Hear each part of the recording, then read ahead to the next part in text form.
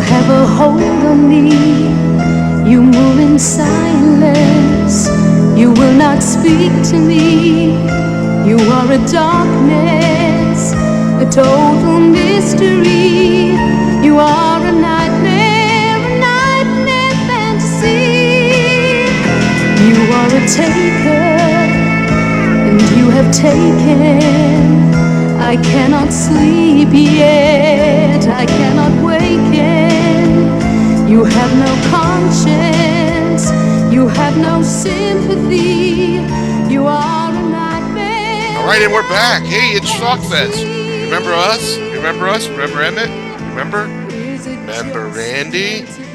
Well, guess what? It's a new and improved time. We've brought new friends to have fun with and torture.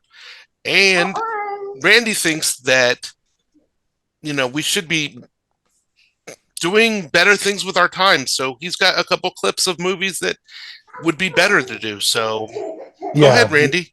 Show me your clips. I don't want to do this show, but I've been forced into it. So instead of doing this, I could watch this clip from Heat. Can't tie me to her. Well, who needs to? Because your ass is on a plane back to New Jersey, Jagoff. Oh, man. Why'd I get mixed up with that bitch? Because she got a great ass.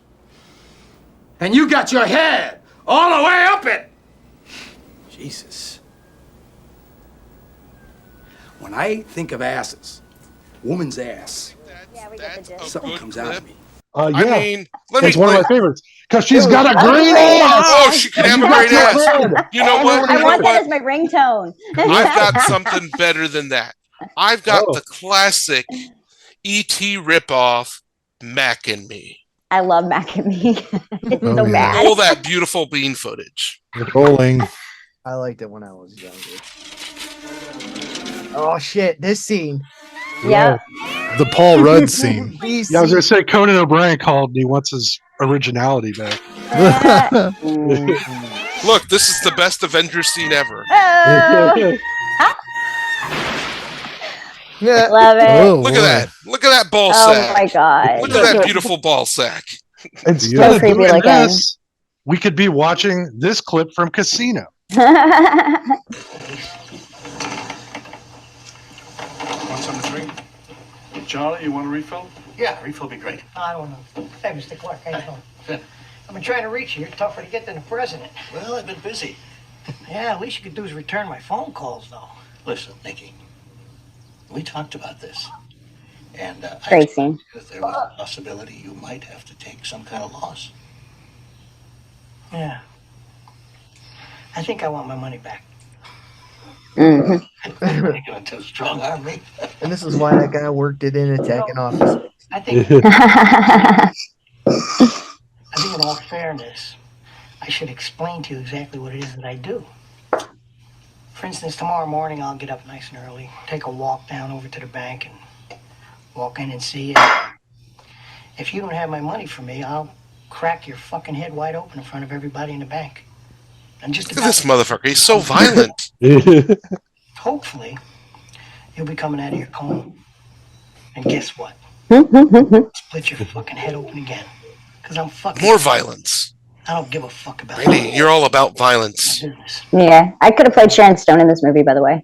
I could totally have played that role. People out of money and get away with it. Ginger. Hey, you fat Irish prick, you put my fucking money to sleep. You go get my money or I'll put your fucking brain to sleep. Sam. Sam, this is personal. Look at I'll be that. here in the morning. You can fucking try. Great movie. So, you fucking try. I love that line. You put my Look money at to that. sleep. See, you want violence. I'll give you a violent clip, okay? I'll give you a violent clip. Oh, please do. I've got a violent clip from the wonderful classic, They Call Me Bruce. Oh.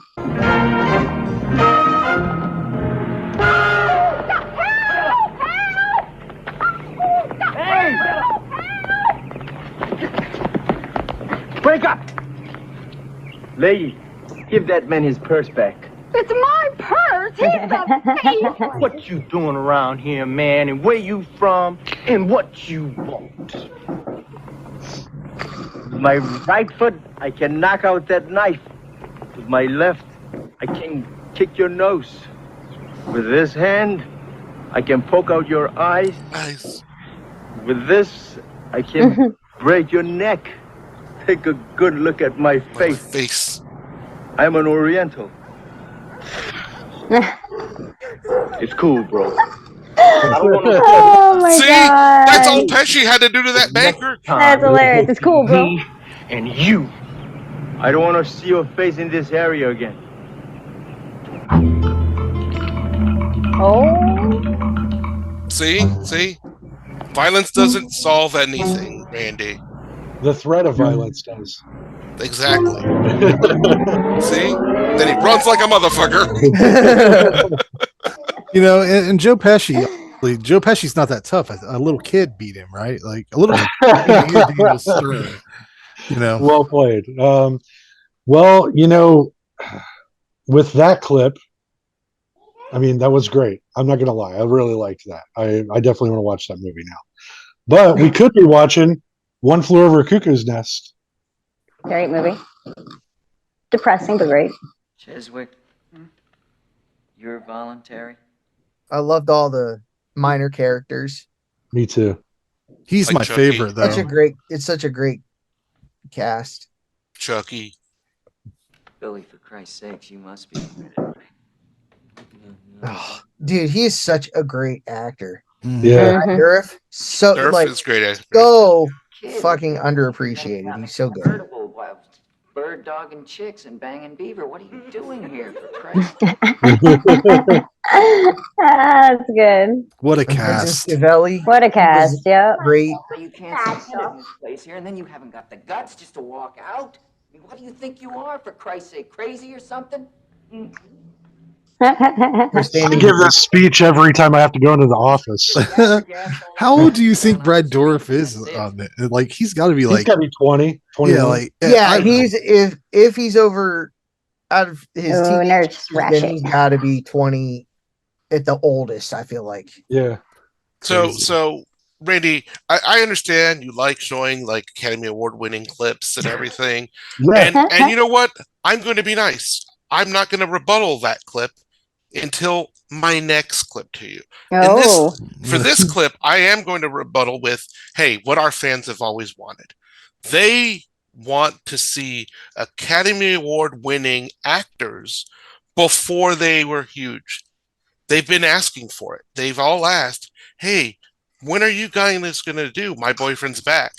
And I compiled the montage that is Philip Seymour Hoffman in My Boyfriend's Back. All 7 of our fans. Hey, and there's going to be a surprise of other actors who you wellly know. Okay, I'm dying From the to see show this. Lost. What? Mm-hmm. Shitty show Lost, yep.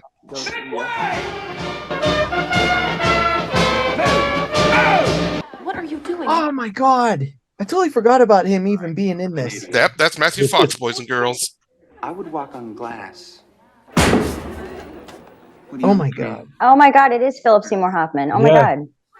I had no Pre-heroin. idea. Wow. Academy Award winning. Just saying. John, he looks like he's related to you, dude. Like Right? I do a mean, dusty impression for Twister. I mean, he looks like if honestly, Randy you could put a and- hat on. and Yeah, John you could put a combined backwards into hat. one person. That girl, she was in Fright Night too. Holy! Tracy Lind. Here, you sticky dead yahoo toucher! Come on! Wow.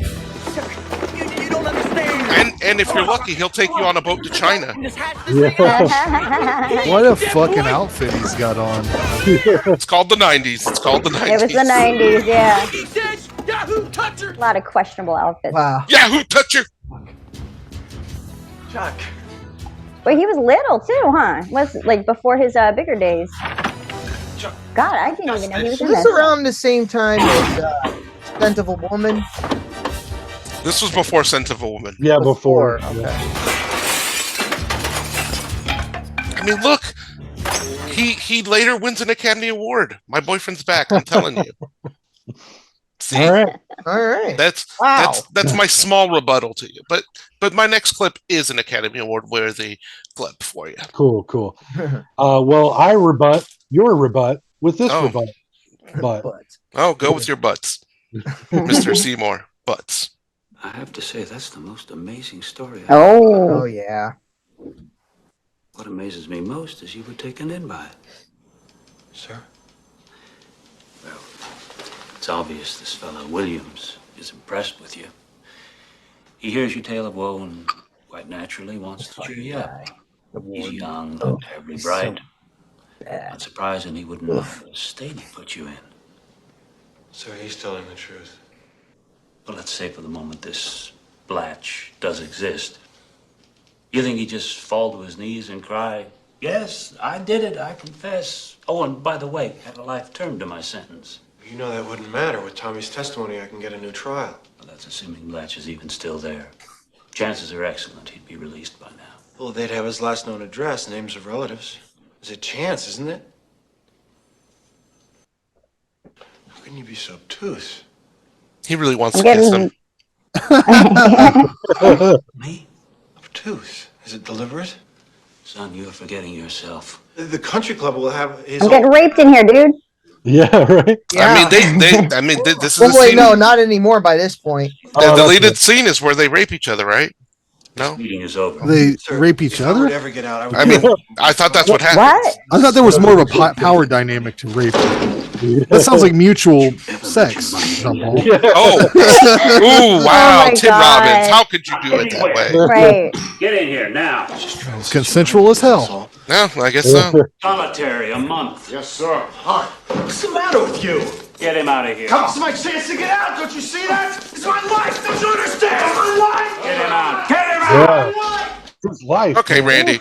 All right, my he life. gets life. I'm going to give you life by making you watch this wonderful scene from this classic that should have been winning an Academy Award when it came out. Tommy Wiseau's The Room. I love this movie. Jesus, Jean-Paul, you're all over the map. Yeah, you're all. Yeah, this movie, man. This guy. This guy, this acting, this belief. It's not that wild that a guy who has no talent made a bad movie, is it? I mean, it happens every It's year. just, it's because of his whole attitude towards it. It's hilarious. Yeah. I got to meet him and he's very grabby. No, it was you. Oh yeah. No, not really. No way. you're No, kidding. yeah. Very much like, let me give you a hug. No, wait, hold on, you're missing the best part. Oh, hi, doggy. Come on. Bye-bye. Oh, hi, doggy. You give me Tommy Dufresne getting butt raped versus oh, hi, doggy. Well, first off, you gotta get the names correct. You know. Oh, It's great. Andy Dufresne. I heard Oh, that that's got, great. I heard that movie got really big because he would like show it in California. Yeah. And No, they we would, had like- a showing. Yeah, he They showed would, like, up. did he throw the football in the like outside and stuff? Because that's what I heard he He did. actually at Britannia Theater here, they started showing it. That's the oldest theater in New Orleans. So they started doing midnight showings, and he would show up and in the middle of like some of the scenes get up and start causing chaos, which is where I met him. Awesome. And he was like, "Hey, how you doing? Nice to meet you." That's how he was. Like honestly, like it was. Yeah. Hi. Yeah. He's very. I don't know where is he Romanian or something. I don't know where he's. from. Nobody He's knows really what nice. he really is. That's what 'cause I said, he I will don't not- think anybody really really nice. knows. He says Yeah. he's American. French is the closest thing. He Yeah, says he's a he's close American. talker. He comes really, really close when he talks to you, and he's one of those like intense people. And he kept being like, he's like, "You're beautiful, beautiful." And I was like, "Thank you." You know, like, yeah, he's In a the lot. movie- He's a lot. In the movie that they made about it, you know, with the Franco brothers, Ugh, they kind of yeah. mentioned that he may be connected to like Iranian money or Pakistan. Wow. So nobody really That's a knows what terrible his movie. nationality is. Yeah. He's Like, American. and can we agree that Like like you the and me. sex scene is the weirdest sex scene in the Oh. world? Yeah. Like, what was he thinking with the sex so scene? Like, crazy. I've seen better bestiality porn. What are you doing? You know, it's so weird, you know, like, That seems like something we should dig into a little bit more. Coming soon, The Room, only on SchlockFest. I'll be like, let me show you my clip, boys, right? You should see the stuff I've One seen. man, one horse, you know? Oh my God. That This sounds guy died awesome. filming this one. Yeah, it's a true story, too. Yeah. Well, now we've got to wash all that memory out with a clip from Unforgiven. Oh, Unforgiven. Divide up into 4 parties. This is my favorite clip from this movie, by the way. Oh, cool movie, too. I don't know if we're gonna get through the whole 3.5 minutes. Though. I'm lucky not. Just do the first minute. You'll see.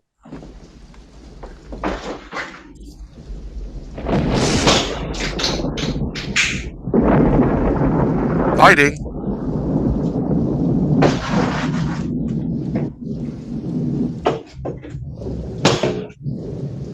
The boom mic's in the way. It's a shithole.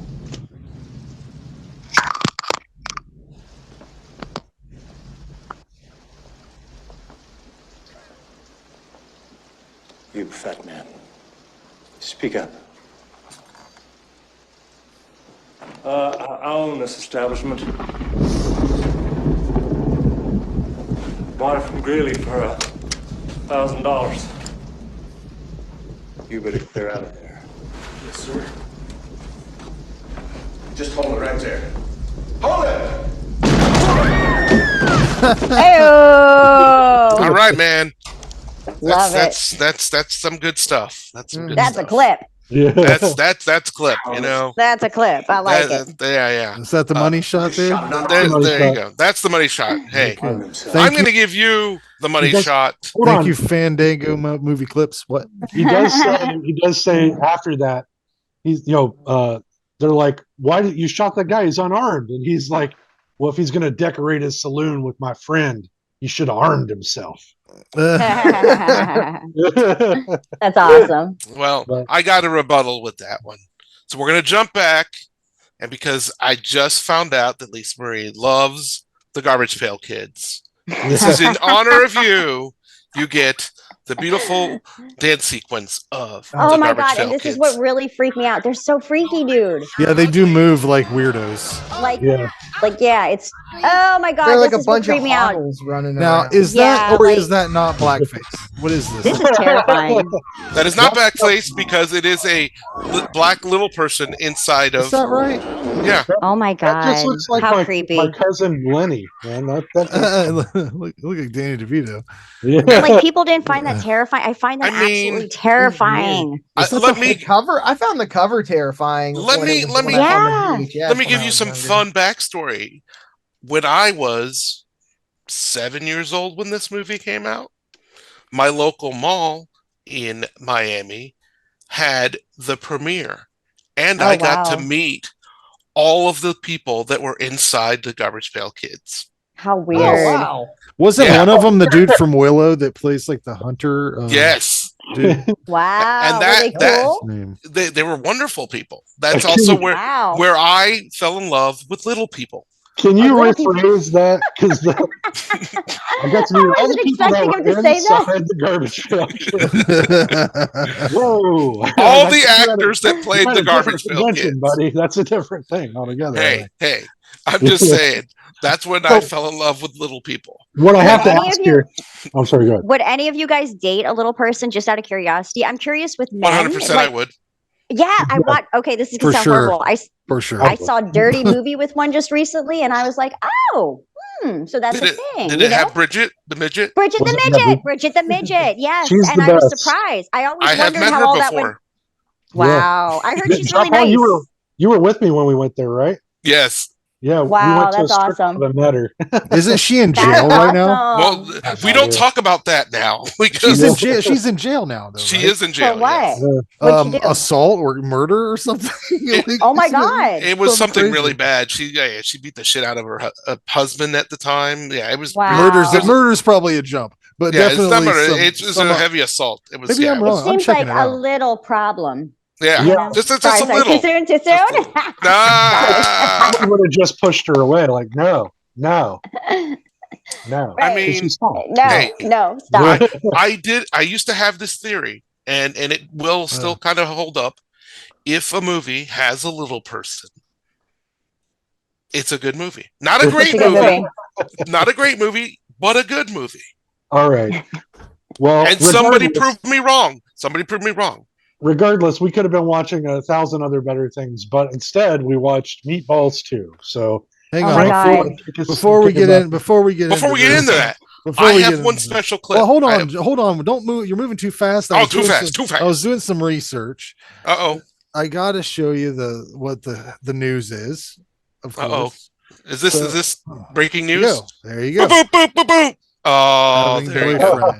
Dwarf porn star. Wow. Look how beautiful she is. Stabbed her It's like boyfriend. Yeah, So with she the like stabbed him. yeah, Oh my burglary God. and assault with deadly weapons. So. Look at that. Look at that. Yeah. She doesn't look like she looked in the piece that I saw her in. But I was wondering the mechanics of it. Makeup so now stuff. I know. Yeah. I've seen a lot of crazy makeup stuff on TikTok. So it doesn't surprise me that she's not at her best after assaulting. I mean, I'd fuck her. I mean, when Jean-Paul and I saw her, she was very nice. So. she was very. That's what very I've heard is that she's really nice. Yeah. Like, and then she wanted money, so I told her to go to Randy. Take care of my boy. Yeah, because that was the times when I had no money. Yeah, that was the time when I was flush. Roles have reverse. But Jean-Paul has one more clip here. I do have one special clip, and the reason why I want to introduce this clip because I want us to do this movie on SchlockFest. So I know it's not on the poll, but people, you're going to see this clip. Isn't it? Is it? If it's not, it should be. Oh. And I'm just telling you, people, an opportunity to put it on there. You have the opportunity to make this number one and drive everybody that does our show to watch this movie. It's a real Jim Henson's son did this movie. That's what I love about it. They are real how many Muppets. Minutes are we going to take to introduce this? Jesus Christ! All right, fine. It's the Happy Time Murders. Excited. Yeah. Happy Time Murders. Sugar for Goofer, friend. I just want to know what you know about the Happy Time Murders. Oh, Goofer give you a happy time. Oh my God. Well, it's a great price. Makes me wish I had a dick for you to suck. Yeah, I'm gonna All right. Yes. Do not come at me like that. You want me to go for my gun? No. Unless you're talking about your penis. Penis. Hey, you don't come at me like that. For 50 cents, Goofer will give you a felty. A felty? No. I'll give you a continental hot sock. I don't want anything hot from you. I will need a gallon of kombucha and some oatmeal. Oh, God, it's fantastic. The movie is fantastic. But, it really is, yeah.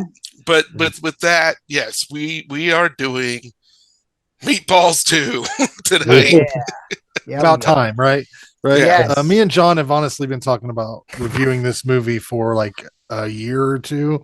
Yeah. I don't know how long I've been friends with John, so a few years, yeah, something like that. We've been around the world and back, right? Oh yeah, we have. Everything's old hat. But yeah, let's check out the trailer and then we'll be right back.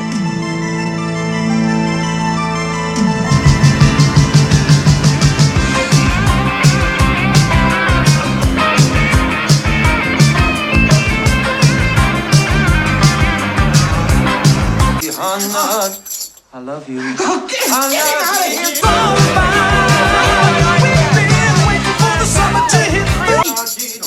Your excellence, 5 minutes, and then we'll finish the paperwork.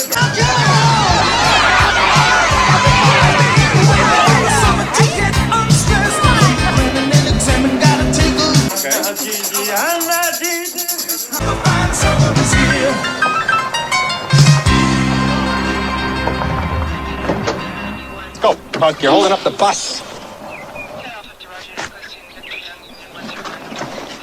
I ain't never held up a bus in my life. But it sounds like a good idea.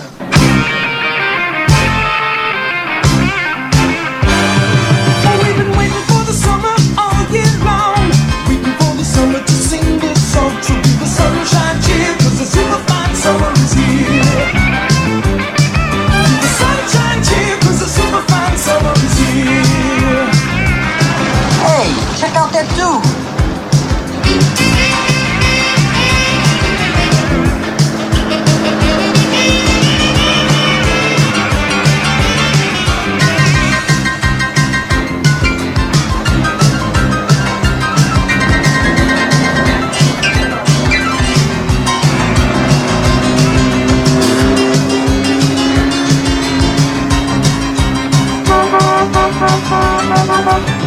Albert, slow down. Smell the pine. That's no pine, that's wheelchair exhaust. Well, let him go. I can take him. He's handicapped. The hell he is! He's probably got a 350 fuel-injected turbo in there the whole work! Albert! I can take him!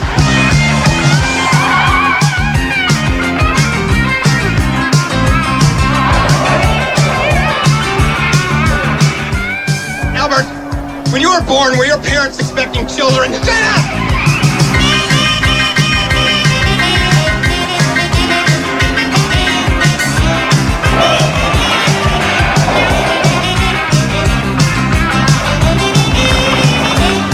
Did you have a good time? Oh, it was really great, Dad. The insanity continues. Meatballs Part 2, rated PG.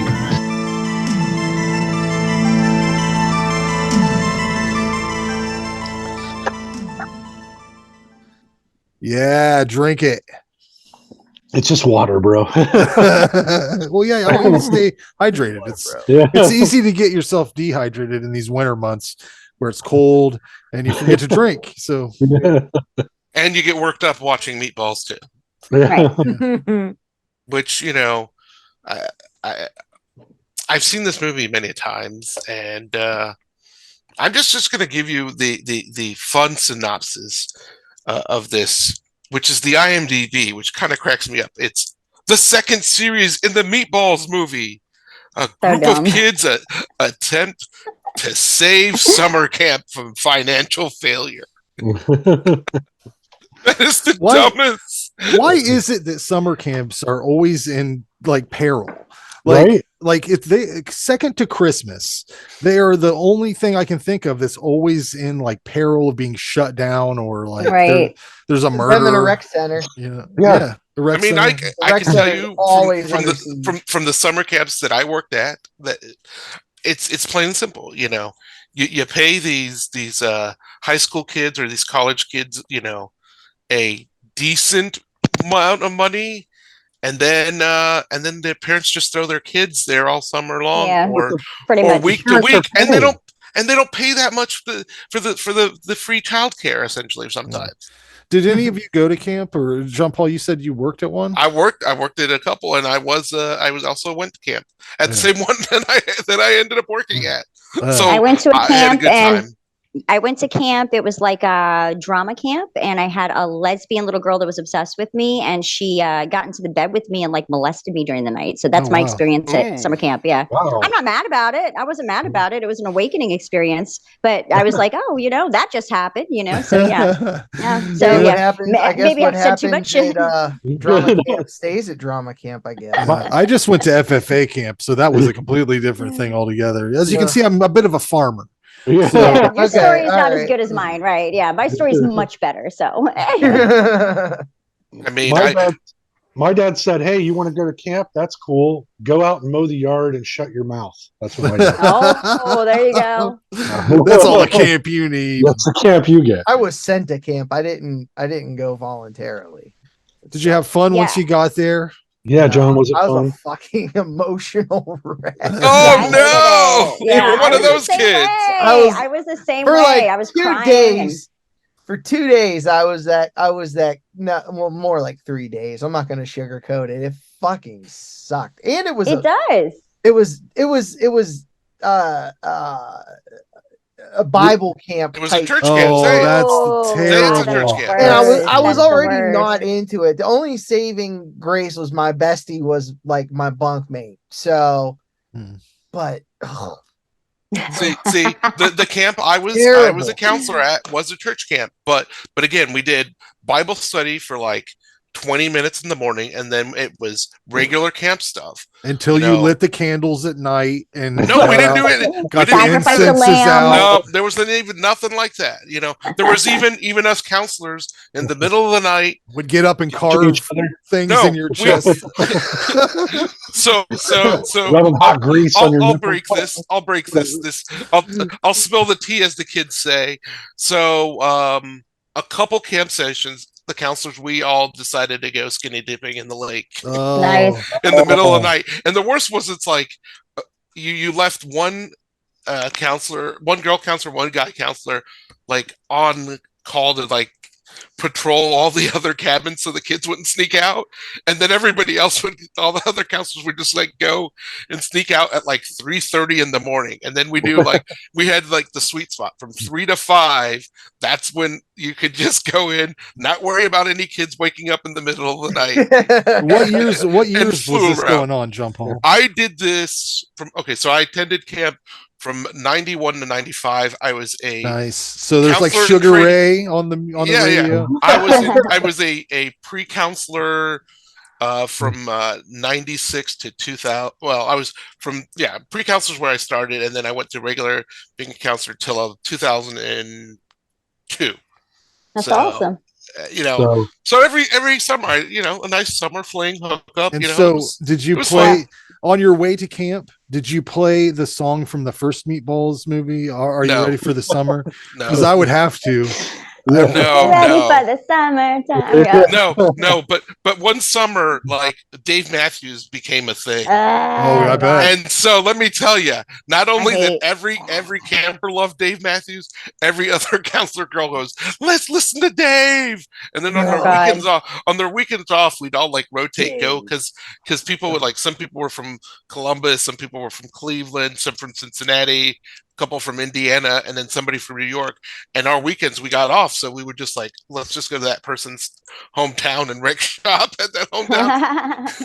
Because this camp was in London, Ohio, in the middle of nowhere. Wow. All I picture is like just a sea of sandals, like those 90s sandals that everybody had. Right. Yeah. Dave Matthews. I just can't imagine coming to this camp and this fucking guy is in charge. Be your counselor? I know, right? I'd be so mad at my parents. Oh man. here's the greatest thing. So like week 1 was like all the little kids, right? So it was the kids and their parents, so it's fine. And it was also fun because the parents like gave tips to all the counselors. So we had like a slush fund by the end of the week then go out drinking. That's cool. Then, like week 2, it would like get bigger and bigger. And then like the second to last week is like the high school kids, and they were all like, "So who's hooking up with who?" And we're all like trying to be like, "No." All I picture is none of us are hooking up with each other. All I picture we're fucking is lying our asses off. You guys going into town.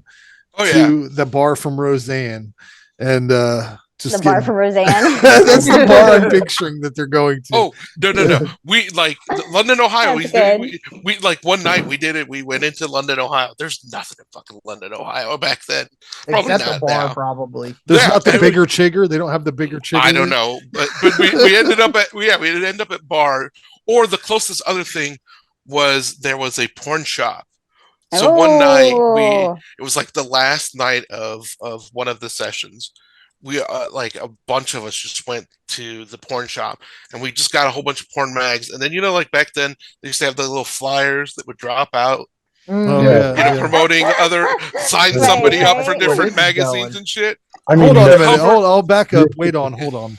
You guys all bought porn magazines together, and then you went back. Like when you got back, what was this? Did you separate out, or did you go like, did you like Bob Crane it and like, get your best friend and like have a circle jerk? I'm gonna put these pillows up. I'm putting these pillows up. Rudders for everybody. There was some fucking there. I'm not gonna lie. There are people that did fuck. That happens. But yeah, as a prank, we just put all these like flyers and covered the back of this guy's I love it. On the windshield, the back, everything. That's funny. I love it. Ray, do you remember when we bought that guy we worked with, a hustler, for his retirement party or something? Well, that's awesome. Yeah, that was his wife got mad. So my mom, I don't know if I should tell you guys this, but my mom was in Hustler in the early days. Oh yeah. Oh yeah. Yes, she was. And yes, I've seen it. And yes, she was sporting a big old disco bush. So yeah, I've seen it. I was like, damn, yeah. You're like, I came out of there. Yep, exactly. She actually, it was very shocking. She was in it with another girl, and in the time, I would think it was like, I don't know, 73 73 or 74, you know, and yeah. And the issue number is. I was like, month, which one? I mean, the internet still has all that stuff archived. I'm sure. My mom totally owned it. My mom was like, "Yep, that's me. That's my muff." And you know, hey, that's Janessa between my legs right there. And that's she was your aunt for a while. And I was like, "What?" You know, so yeah. Larry. So yeah, just had to put my little 2 cents in there. Hustler, you say? Yeah. But yeah, we should get into the movie, guys. Probably right. We could just sit here and talk all night. Yeah. I've missed everybody, so thank you for having me tonight, everybody. I missed all of everybody. I missed y'all. Yeah. Yeah, no problem. All right, so I'll give you my little fun facts of Meatballs too. Dude, this movie. Oh my god. So it was released actually at the end of the summer, which makes no sense to me. It was released July 27th of 1984. Why would you release a summer camp movie at the end of the summer? But, you know. So weird, all the kids are at summer camp, dude. Well, honestly, this movie was not supposed to be a Meatballs movie. No, it was not. That's one of my fun facts. You're getting ahead of yourself there. Well, I was just saying they probably were like, we got to fill this contractual obligation to get a film in here or we're going to lose this licensing. Well, it's not even that the original screenplay was called Call Me Meathead, and the working title of this movie was Summertime. and only because Sony or TriStar at the time owned the rights to the original Meatballs, said, "Oh crap, let's just make another one of these movies." They ended up just retitling it Meatballs 2. Wow. So much to the surprise of the director, because he still thought he was making a movie called Call Me Meathead. Really? Yeah. So that's so weird. You know, the budget of this movie, who wants to guess what the budget of this movie is? 500,000? Higher. I'm gonna say like 3 million. 10 million. 10 million. Ooh. I mean, that alien didn't look that good. Yeah. I know. I was just thinking at the time you got John Larroquette, who's hot at the time. Like Night Court was huge. Right at this time, Night Court was gigantic. And then Richard Mulligan, also huge at this time. I mean, Empty Nest, come on. Sitcoms and stuff. Right? All over. I call him a poor man's Leslie Nielsen. Oh, I like him a little bit more, I think. I like him. How could you love anybody more than Leslie Nielsen? Because have you ever seen him as Barnabas in Babes in Toyland? I have not. You need to, I will because get that movie, we should watch that shit, because that's got Keanu Reeves, Drew Barrymore. Oh, it's really good. They go into a land that's magical, and Richard Mulligan plays Barnabas, who lives in a giant bowling ball and has one long crack nail. He looks like a gothic. He looks like a gothic Marilyn. He bought his clothes from Marilyn Manson. Yeah, it's hot topic. It's where Marilyn Manson sold his look. Like, come on, let's get that straight. But no, the movie was only a $2.2 million production. Wow. I mean, yeah, come on, it's nowadays this would be like straight to streaming or straight to Redbox or straight to everybody's favorite Tubi, where you can watch this movie, boys and girls. That's where I watched it. No, it would be a Roku exclusive. There you go. Just like a Weird Al movie. Look, Roku's higher class than Tubi. Let's get that straight. Tubi gets all the Arrow shit, man. They got a lot of stuff on there. Mm-hmm. They do. Classic. Totally. But it actually made $5.4 million, so it did make its money. That's amazing. I wonder how many people were pissed off at the time because they thought it was going to be a direct sequel from the first movie. I guarantee you that opening weekend it made $3 million, so that tells you something. Which part three is connected to the first one. Like Patrick Dempsey, it's the same character. He plays Rudy. Patrick Dempsey plays Rudy. He goes to work at Bill Murray's character's. He's not in the movie, but it's his place. Like he bought this place and that's where he goes to work, and then he tries to lose his virginity. Summer fling. Yeah. Patrick Dempsey definitely plays Rudy from the first movie. Yeah. Wow. Cool. So Randy, give us the play-by-play why you got tortured watching this movie. Oh my gosh. Well, I mean, I'd seen this years ago, but I hadn't watched it recently, and I watched it on Jean-Paul's NB player and the 1080p. Ooh, 1080p. Yeah. Pinkies up. So it starts off with that great song. Can you sing it for me, John Wamsley? Oh, don't put me on the summer spot, to get dude. things done. You're waiting for the summer to do. What is it? It's It's not as good. It's not as good as. for the No, it's so summer. much better. It's not as good as the first movie's title song. No, but still fun. And Paul Reubens is driving the old school bus. Pee Wee Herman driving the school bus is Love one of the best things in this movie. I love that. It's like the best thing ever in the movie. Yeah, I agree. Anytime he shows up in an '80s movie, it's great. It's a winner. Yeah, 100%. Production value all day, all day. And we Knock get it this off, is where we or get kill us all! introduced. Yeah, I was gonna say. So where we get introduced to our gang of misfits on the bus. You know, I mean, it just kind of pans around. You hear conversations talking to the camp counselor. By the way, what's that actor's name? Does anybody know? The guy that has the headset. Flash. The headset with the glasses that's always trying to have sex. Yeah, exactly. His name is Flash is the one they his name's Archie Hahn. He does the voice of the alien.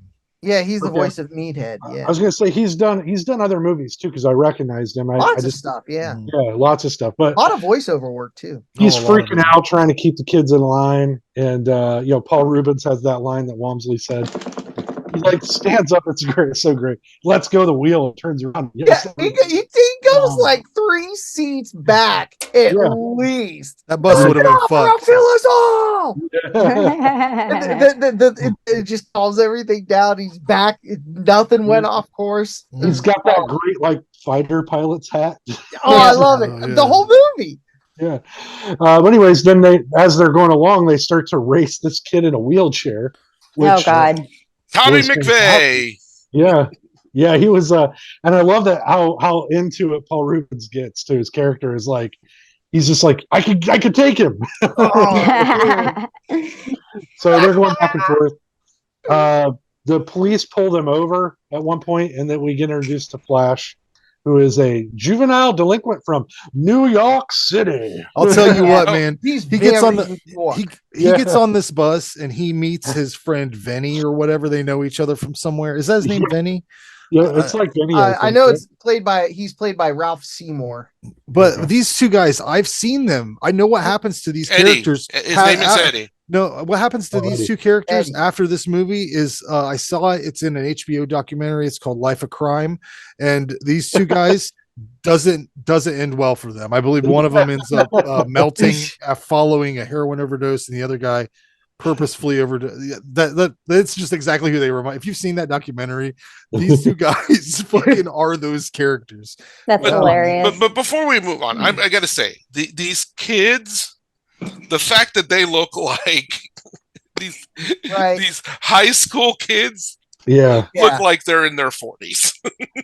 Well, yeah, that was what I was going to say. The two New York guys talking to each other on the bus, just the most racist thing you could think of. Oh my God, so bad. This so movie's bad. PG rated, boys and girls. Yeah. So we knew we weren't going to get any good TNA right away. Oh yeah, right away. I was shocked to see Kim Richards in this. Kim Richards, you know, like I know none of you guys watch like any of the Housewives, but she's one of the crazy ass housewives. Wasn't she the girl from the Witch Mountain movies? Yes, and they her reference sister. that. Yes, and her sister is a actress as well, but they're both Beverly Hills Housewives. And like when I tell you this girl has like gotten to like brawling matches, rolling on the floor, G-string out, drunk, screaming. But I was saying, Kim Richards was also an assault on Precinct 13. Yeah, she was on and Black Snake Moan. In the car. She was in the car with her sister Kyle Richards. Yes, you know what I'm talking about. Yeah, and they attacked each other. They were in the infamous fight. Yeah. So watching this, I was like, "Oh God, that's her." Yeah, she's super young in it. During Halloween, of course. You know. Yeah. And it does have one of my favorite little persons, Jason Harvey. Yes, it does have a. You're right, little person. Yes. Because unfortunately, that guy will never look like an adult. Well, speaking of little guys, the guy that plays the alien is Felix Silva. You know who that is, right? Oh, he's big time actor. Yeah, he was cousin it on Addams Family. Wow. A million other things too, but yeah, anything little in a costume, like they were calling him. He was one of those dudes. Wasn't he also Howard the Duck? Could have been. Oh God, wow. There's like a stable of small little people actors. Right. Yeah. Totally.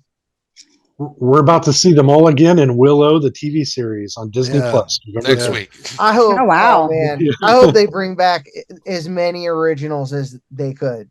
I loved Willow so much. Many originals. Yeah. Willow was so great. It's one of my favorites. But all right, so let's go back to this movie. Yeah. The police have pulled over the bus. They make the delinquent get on it. We now are on the bus. The delinquent sees one of his friends conveniently from the same part of New York, which is, I mean, New York is a small place, but come on. Come on. Millions of people in there. But they anyway, must be so from we know the each other. same. They must be from the same jurisdiction that has a judge that sends delinquent Right.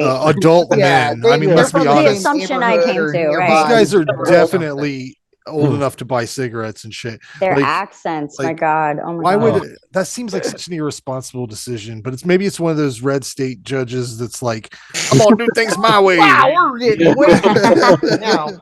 Wow. Hey, we live in a red state now. Let's get that I live straight. in my house, Jean-Paul. I don't participate in none of your horse shit. Don't you come hanging stuff on my door. I don't live in that world. I live in this world, and there's no politicians. It's my world. So we get so we get to the camp, and as we're pulling in, our characters are getting to know each other. We see the classic godly girl who doesn't know anything. She makes friends kind of quick with the. I would say just kind of like the more worldly girl. I mean, you know. You mean Fanny? That's a very it's very political way to say it. Her name is Fanny in the movie. Meets Nancy. She's basically Rizzo from Greece. Is who Exactly. Yeah. But so the slut. I mean, everybody starts to the get slut. off the bus and goes to their designated areas. They're being told where to go, and we get our delinquent gets approached by where we get the introduction to the camp head counselor, who is what's the guy's name again? Richard Mulligan. Richard Mulligan, yeah. And life goes on, right? No, Coach Giddy. What was that? You're It's thinking Empty Nest. Empty Nest. Empty I'm Nest. sorry. A Golden Girls spinoff show. Correct. Yeah. Anyways, he basically tells him he has to be a camp counselor or he's got to go to jail. So as you do. And at this point, we meet all the other. There's all these other weird. There's so much shit happening. I was trying to take notes. Yeah, it's so many characters. There's the parents that have the twins. That's a fun little gag. Oh, I love that one. That's one of my favorite ones. That makes me laugh every time. All the time. They're like, Dad, Mom, I'm Bob. No, I'm Steve. The twins were really fun. Barry, Mom. By the way, did you guys notice one of the kids was from the Wonder Years? He's that's Jason Hervey. That's Jason Hervey. That's the kid who'll never grow up because he looks like a child. Oh, that's who you said. Okay. Yeah. He looks like an adult man now, though. You've seen Does him, right? he? Yeah, he looks old as shit. He looks old and fat and shitty. Like, so he finally did, because in the Wonder Years, for a while there after the Wonder Years, he still looked like the same guy. Yeah. Totally. He also let's not forget that he had a part in taking Pee Wee's bike and being a kind of a dickhead about it. I mean, can we also say too? Since first call. So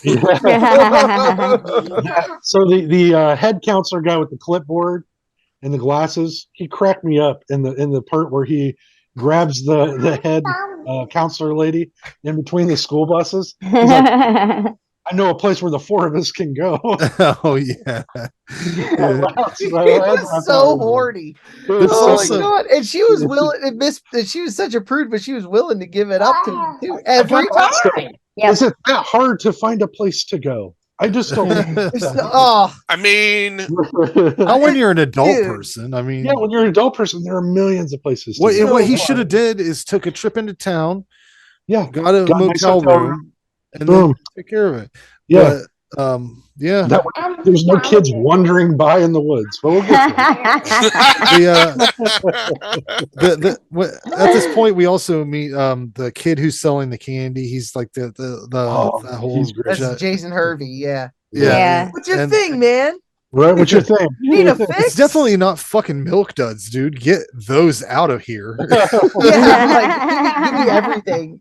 I'll just how much? There's a lot of candy in that box that kids today probably don't know about. I mean, Harvey bars, Yeah. Clark bars, 100 variants. Yeah. there's the mom that's like giving her daughter all that advice, like about like comedian. He says like something like, if you smoke weed, don't pay for that's it. who it was. That's right. that was a fun That was exchange. awesome. Again, My mom actually told me something similar. So yeah, my Movie's mom was like, PG. don't That's smoke a weed. solid mom, man. Yeah. The movie's PG. It amazes me like how they can get away with that. This movie would not be PG. It's Aline Boozler, advice. like John said. She was on Night Court. I'm watching Night Court like I do, and she's on several episodes as like a blind love interest for Dan. Maybe I can't remember. I think I remember that. I remember her stand up, and she was an actress too. But I remember her stand up primarily. She was like really popular back in this time. Like you don't hear about her now. She's still alive, I believe, but at this point, she was like the hottest female comedian. Like Johnny Carson had said, whatever. She was all over the late night shows and stuff. Like, yeah, she was at the top of her game. Yeah. For a little bit there. That's right. Cute. I like it. Okay, so now we're getting involved. John, you want to help me out here because I kind of forget what happens next. You're saying I know where the four of us can go. Yeah. I mean, then they cut over to introduce you to John Larroquette. That's right. Yeah. So now the military camp that's across the lake. We go to the camp across the lake, where we have our Native American. I love these guys so much. These guys are great. So funny. It's great. It's so racist. Oh my god. It's called like Patton something. Yeah, Patton? something like that. Yeah. So these little kids are being treated like they're in the freaking military. It's fantastic. It's fantastic. Camp is so intense. There's this running joke with Dan Fielding and John Larroquette. Yeah. Where he'll say something in a lisp, and then the guy that's running the place will say, "I heard a lisp," and they'll be like, "It can't be, sir. It's just us. We're alone. Yeah, just the two of us, sir." And look around. And then when he holds the gun and he whips his scarf, his sweater and shit. So again, that's something today that would never never fly. Not a million fucking It's funny for the time, thinking about the time period, because they're making fun of those prejudices. See, kids, that's what you got to remember if you're watching us right now. We're talking about a movie that was set at a time where there was a little bit of leeway when it came to making fun of people who oppress people. Everybody didn't get offended all the time. You could make jokes. You didn't cancel people, right? Exactly. There was satire to be had. So, and that's what they were doing. And I still can't use the word midget. Yeah. But anyways, so we get to see the inner workings of their camp. Their dynamics real fucked up. Yeah, and is his name? What's his name? Hamilton. Hamilton Camp. I was trying. That name sounds familiar, and I was like, "What did I do? I know him from?" The only thing, extensive IMDb credits. The thing that stood out to me was Gizmoduck. He voices Gizmoduck on DuckTales. No way. That was the one that stood out. That's awesome. There's a million things on there. Yeah, that's awesome. Well, I know love DuckTales. I remember him from Evil Speak. Okay. Yeah, he was. Okay, yeah. He played basically the same role. I didn't research him or nothing, but I feel like, was he really in the military? Because he is good. He's good. Yeah. Like Arlie Ermy was in the he was a Marine. So he fucking walked the walk. You know what I mean? So it's like, is Hamilton Camp just good at these parts, or was maybe he was like, did he have some experience in like the military? As somebody that's seen Band of Brothers several times, I can tell you it's very accurate. Nerd alert. It's like the only war thing that I like, I think. Yeah. But anyways, so we see their inner workings. Then we jump back across the pond or the lake or whatever, to our main camp, and we find out from the head counselor that there's a boxing match. Like he basically wants the Italian dude to be their champion boxer, right? Am I wrong in this? Nope. Yeah, he wants Flash to box. I think the hardest part about you trying to explain this movie is that the plot isn't linear. Yes, right. it is. Not at all. Yeah. It's all over the place. Not at all. 3 or 4 different things happening. Like the lake is being there's controversy over the ownership of the lake. Right, which I was going to get to, because So after he's talking to Flash, he wants him to fight this guy who's the dumbest person I've ever encountered. What's his name? Booma. Yeah, Booma. Yeah. Booma, yeah. I'm real smart, you know. You're doing my thinking again. I love that guy so much. I love that guy. Yeah, so he's their current champion, and he is punch drunk to the max. And so he wants him to spar with him. He won't do it. So they leave that up in the air at the moment. He doesn't want any part of it, right? Then nighttime falls, right? And we see a spaceship. Yeah, that's where I was going. The most fucked up subplot of this movie. And I love the couple that are like wandering and they're like the spaceship's right behind them and they don't see it. The girl's like, there's nothing out here. And it's like right effing behind them. I'm like, bitch, look behind you. Yeah, it's so funny. It's just, I know, it makes it great. It makes it great. And this spaceship looks like it came right out of Close Encounters of the Third Kind. Yeah. I would also say, because this is a ripoff of E.T. Yeah, exactly. Oh yeah, I think honestly, it seems like a ripoff of Mac and Me. Like that's what I was thinking. That's the question I wanted to bring to you guys. Do you think that Meathead looks worse than Mac from Mac and Me, or what? Yeah. Well, Mac and Me look like a naked ball sack. Let's get this. I think that I like the he design was more better. fleshy looking. I kind of like Meathead better, but I've known Meathead longer. You know what I'm saying? Meathead looks more gentle to me than He's Mac. definitely funny. Yeah. Mac and Me again. It's just a Mac naked is- cat. He's But I will take the fallacy red to me. clothes Yeah. eyes that can make Yeah, you I gotta fine. say that Mac has better prosthetics in the hands. Like Oh, this thing barely works. Meathead's like Meathead is just like a giant Oh, yeah. piece of clay that they just went, hey, let's take E.T.'s kind of weird thinking design. He's got as many points of articulation as one of those stand-up Santa Claus things you get that lights up. There's like nothing to him, you know. Totally. So, but this is where we get introduced to apparently the intergalactic Jewish family. That is correct. They were very much intergalactic. Oh boy. Yeah. Which again, you can't do this type of humor. It was a different time. It was a different time. Why didn't yeah. they just get what's his name? The guy from Caddyshack 2, Jackie Mason. Jackie Mason. Yeah. Or He would be Mel perfect. Blanc. Or Mel Blanc. Or Mel Brooks.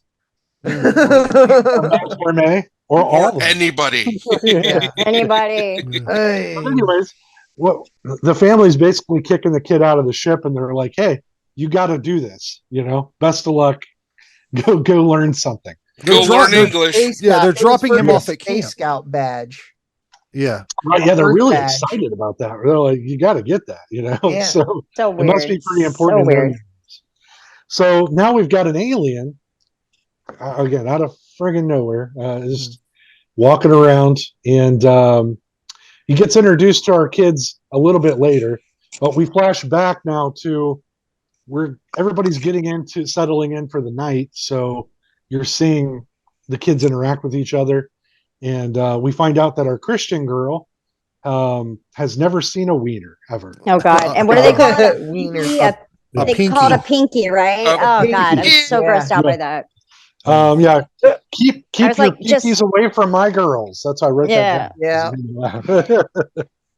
So they're talking about the guys at the camp, and we find out that this girl, she doesn't know I don't know if she was in a convent, because they make a joke, and she doesn't like it at all. She was a happy little virgin. She was a happy little virgin. It's okay. Now We she's were a all housewife. virgins at one point. Yeah. She spent most of her life trying to escape Witch Mountain, so Yeah, that's exactly what it was. a lot Yeah. of time for banging, you know. It's a PG-rated movie. They want the Christian audience to go out and see it. So we find out that these girls are going to show her a penis by the end of the summer, right? I mean, that's That's their plot. I mean, Girl, prepare yourself. Yeah. But again, How many times have we seen this plot in 80s movies? And let me tell Porky's? you, in real life, a penis is always a disappointment the first time you see it when you're a girl. I'm just saying. Put a girl in there. The first time you see one, you're like, oh shit, that's it. Like seriously, like. You know. It's a shock. It's like, okay, how do I work with this? So well, yeah, that's what because nobody you've been with ever apologizes up front. You have to upload the apology. Sorry. The beginning, you have to be like, listen, I know what I said, but that's not the truth. Just say I'm going to put on a dinner and a show. And there went Magic Mike. Yeah. Well, I mean, Magic Mike. Most of us are disappointed every day. So I mean, what are you going to do? You know, it's not. It's not an exciting. I'm just thinking to myself as I'm watching this movie, what kind of girlfriends do this to this girl though? Like that's not a way to intro a penis into a girl's life. I'm just saying you need to ease into that. Prepare yourself, you know. Didn't she look at that magazine with them? Well, she does. They were rocking Playgirls. So that's setting up a fucking. Oh god, Playgirls are so gross. By the way, ugh. That's setting up a huge disappointment. If anyone's ever seen the Peter Steele edition of Playgirl, or like John Holmes or something, and then I've only seen the Peter Steele from Typo Negative. It was. You just sought yourself there. I was dating a girl who really liked Typo Negative. I know, right? I love She this. had Let's hear the story. that on her wall, like a cutout picture of it. And is that he thing pierced was or something? No, it's just gigantic. It's like a fucking offense. It's like it was looking up at him to like spite, like it's like that scene in Romeo and Juliet where the penis monster pops out. It's like that. I love it. There's a whole funny story with all that. That's great. But Randy knows who the person is. And stuff. I got hung up on the girls trying to see the pinky thing because I'm like, why are you trying to traumatize this girl? I can kind of run through that story real quick because it's important. It's important. I feel like the relationship. Someone's trying not to look bad. The relationship was tapering off. No, I'll look terrible. The relationship was tapering off. Anyways, we had went and saw Typo Negative with Spine Shank and somebody else at the Alrosa Villa, which is no longer there now. They've torn it. Great band, by the way. But then Peter Steele gets up there and wipes his crotch with a towel. Like inside his pants, like that's great, and then throws it out into the audience. And the nothing girl sexier than ball juice, right? Yeah, the girl I was dating not only went to grab for it, but she fought another girl for it. Oh my god! Home, put it in a Ziploc bag, and the next day I fucking goodbye. Thank you very much. That makes me gag. But I was already on my way out of that anyway. That literally makes me gag. Oh my god! But I was with Frank. And we were in like the second. Were you at the show with us? You were at the show. Yes. Okay. I was standing right next to her, and the towel. So it was a. Did you have to dodge it? No! I was like, ugh. Reached around me. Randy was the guy fighting for it, and she didn't understand. She didn't understand because I said to her, "I'm like reverse roles. Let's say we go watch a girl-fronted metal band. It's disrespectful, yeah." And she goes and digs a fucking towel in her pussy. Girl, there is a time and throws a place. It at me. And if I reached up and I'm like, ha ha ha. First of all, I would hope that she would think I'm a piece of shit because that's gross. And second of all, I would hate myself for that. What the fuck am I doing with my life? So it's like, I had to, The car ride home was awkward because I was going to say what a car ride home. You got to understand. I don't even understand why anyone wants to meet a celebrity or have an autograph. Like, I don't understand that because, like, what are we doing here? Like, I have nothing to say to this person. I like their work, but I don't need to have that. I had a shirt that was signed by Chris Barnes from 6 Feet Under. I wore it and washed it, washed it. I don't give a shit about that stuff. I have the memory. That's all I need. But regardless, don't collect crotch towels, ladies. No balls. Look like shit. Yeah. We can take something away from this. It's that. Now you know. Yeah, we've all learned a lesson tonight. Yeah. The more you know. So back to camp. We get the Italian, and so in the boys' area, we get the Italian guy giving him the business, telling him, "Hey, you little pieces of shit! I don't want." And he anything like barks at him through the whole movie. Like, It's he's when such you- a hostile, aggressive guy. He is the counselor. He can do whatever he wants. And he's like, hey, he rules those kids. Yeah, I'm New and so- York, blah, blah, blah. Yeah. our boys basically go to bed just kind of like, who the fuck was that guy? What the fuck was that about? You know? So then the next morning rolls around, and now the camp is a bustle, and we're kind of having, this is where it gets a little even more murky because it's flashing back and forth between one side of the lake and the other. They're all trying to get this piece of I mean, it wouldn't be land. It was it's just a rights lake. to the lake. Yeah, It's right. the rights to the lake. It's literally Ernest Yeah. goes to camp, but not Ernest goes Right. to camp. And so that's the subplot. They spend quite a bit of time back and forth. So the military guys are discussing how they're going to get it. They send this one guy to fuck up the dude that's going to be their boxer. And it's like this covert operation. Go ahead, Wamsley. My mind was blown about the fact that Frank told us that that's Anthony Kiedis' Yeah. dad. Yeah, Yeah, I just looked that up. I went I on a just whole looked that up. fucking, Yeah. spiral with that because I was That was like, nuts. I was looking it up. I'm like, looking at the cast. I'm like, Blackie Dammit is the guy's name, and I'm like, What a cool name, but he Blackie changed Dammit. it. That's what is this guy? He had to have Right. been in some weird shit. And then when I Right. looked him up, I saw that his name was his real name was Kiedis. Wow. And then I was like, oh shit. And I like did this whole fucking who's Anthony Kiedis' dad. And then 6 degrees of separation. He was Right, evidently- right. He was evidently running the Chili Peppers fan club for quite a while. Yeah, and he passed away not too long ago, from what I understand. Yeah. He's in Lethal Weapon too, apparently, huh? I guess he had weird credits. Jeez. Yeah, he was like in a lot of stuff. I was surprised. Yeah, Mm-hmm. I was like, oh, okay. But I did not know that before. I didn't either. Yeah. So Yeah. he's leading this mercenary group of kids to beat the shit out of this camp counselor guy. Yep. So, and that was the other part that really made me laugh. They go knock on his door, and he comes out and he says something where they're like, over here, I'm Boomer, or something like that. Right. Like, I'm Boomer.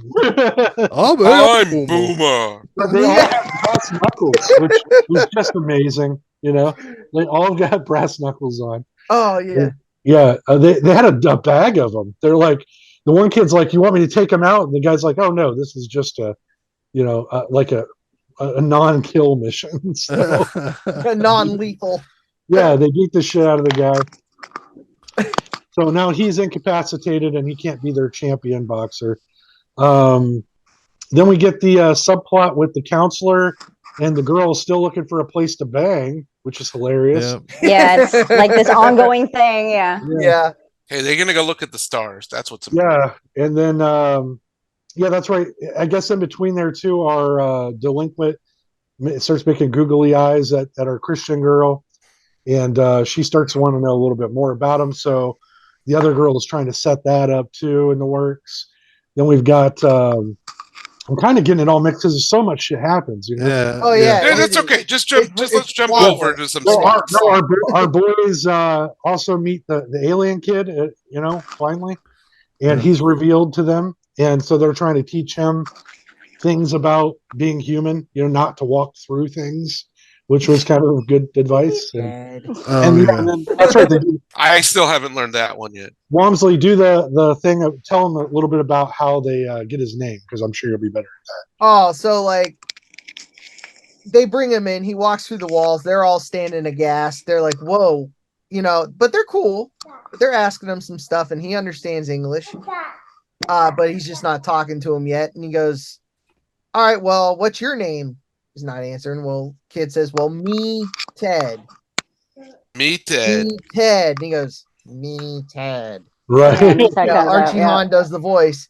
And he goes, he says, meathead. And he goes, meathead?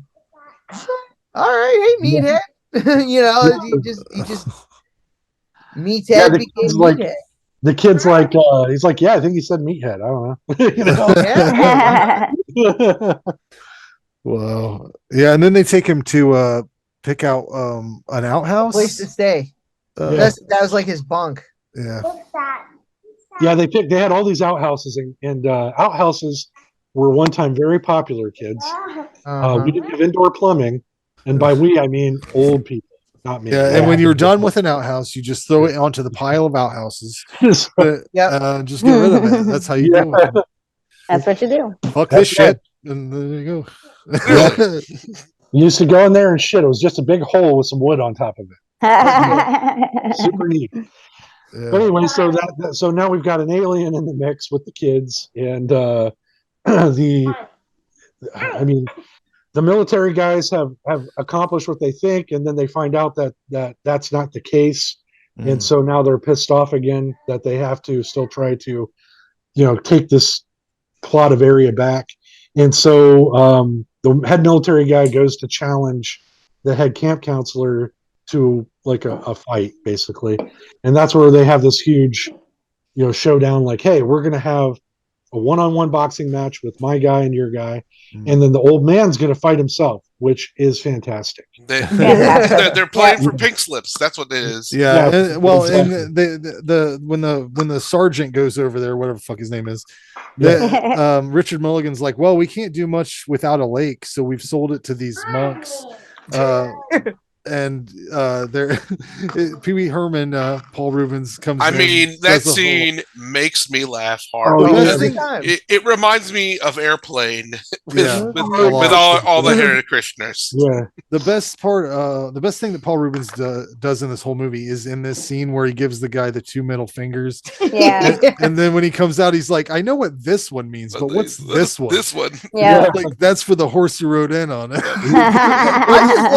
I just love when that dude pushes him like from the face. He pushes him out of the way. He's like, just Three Stooges style out of the way. It's just so funny. It's a great extra little punchline. And I love how their cook is like touching the horse. He's like, that'll feed a lot of people. Did you notice that so on the truck when he was moving that stiff ass horse, it was called Belmont Steaks, but that's awesome. Yeah. Like that segment there was so Airplane like that. It was it's so good. It was so But I will admit, I'm glad we grazed over the whole ginormous subplot that is the cook in this movie. Because I'm like, why? Why does this movie need this random subplot? Because he was funny looking, and he was just a funny. Because he looked like Captain Lou Albano. Funny and chubby. I mean, later on, a good French accent. He tries to hand that hot dog to the lady in the boxing match, and it made me laugh.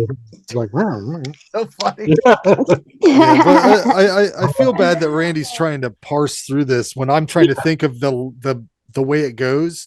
And essentially, what happens is they all merge together, all these storylines, into the boxer. Flash becomes imbued with power from the alien who he smokes a joint with, which is probably one of the best scenes in this movie. I agree. Yes. I agree. It makes the whole movie for me. I'm like, this is awesome. Yeah. Because he's hitting this joint by himself in the cabin. And I was smoking while I was watching them smoke to get through the movie. So I was like, that's good. That's good.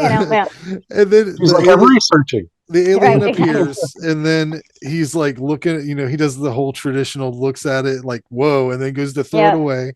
Meathead grabs it. That was a great effect for this movie. That was he takes the power of alien magic and brings the joint to him, smokes it, and goes up in the air, floats up in the air, and then immediately asks him why he's a loser. He goes, why are you a dork? Oh, is that what it is? He goes, why are you a dork? Well, they keep calling this kid a dork.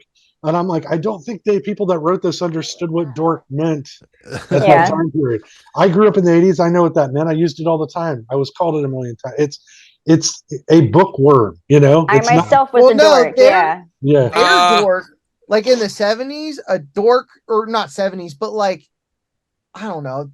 There's a double meaning. The dork is also penis. The chick was talking about. Tammy? In my group for us that met nerds. A dork meant nerds. And nerds were like kind of the same. A slang word for your ween. But dork is your ween. These people are calling pinkies. Like they're just calling the damn thing a pinky. Yeah. It's a dork. Yeah. Okay.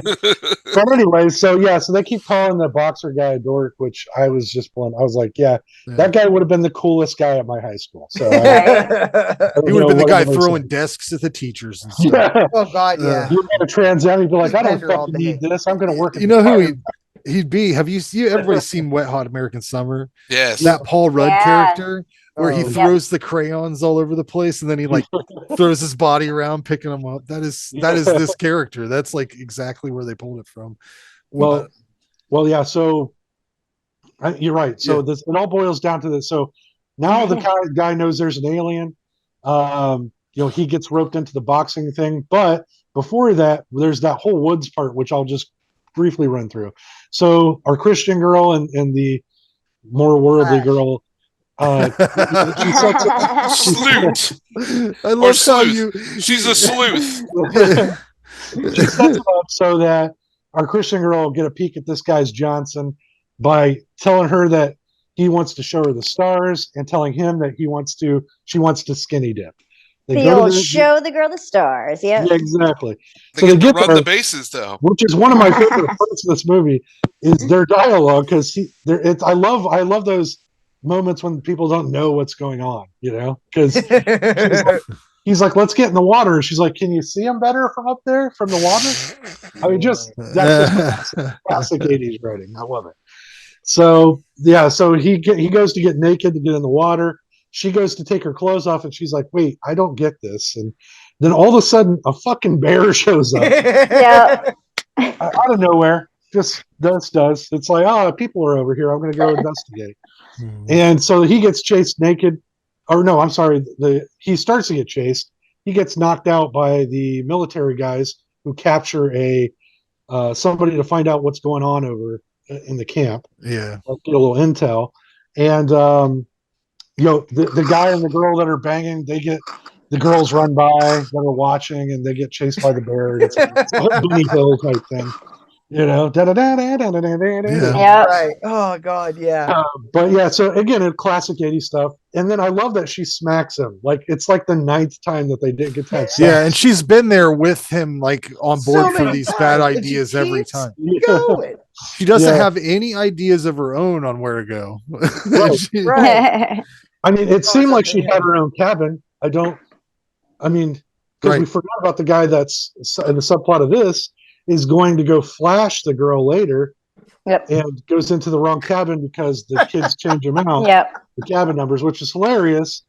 Also, probably sexual assault. I don't know. I'm just saying.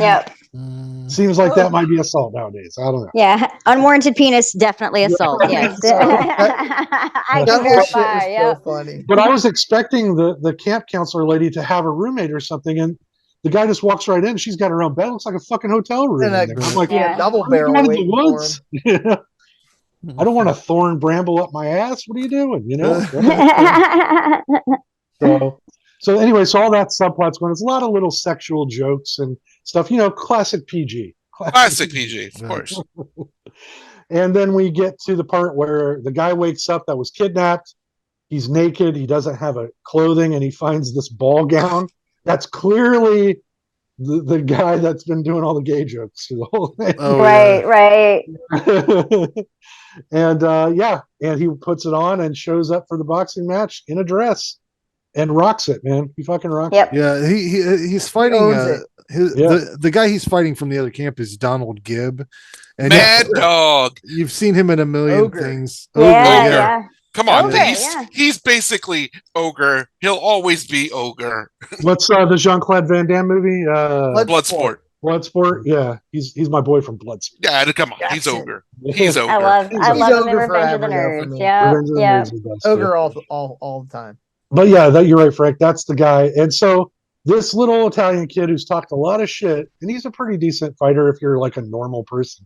He's not beating this guy. A normal person. Yeah. Yeah. He could beat me up. He could beat me up probably. Yeah. He could beat the shit out of me for sure. Oh, but yeah, well, one, because I'm like 42 years old and I've got current you versus vintage him. All right. But yeah, anyway, so he's getting his ass kicked in this dress. and all of a sudden the alien helps him, and that's what Frank was talking about. Yeah. The alien is now giving him special floating powers, which everybody just seems to be like, hey, this is part of the show. It's right? normal. It's normal. But It's the 80s, man. it's not out of the realm of It, possibility. it almost seemed like, you remember that boxing scene from the Popeye movie? Like it reminds me so much of that. Like there's that cartoony kind of, doesn't he do this shit at one point? Yeah, he's like hitting him on the top of the head. And here's my thing about this though. I've been into a lot of weird situations in my life.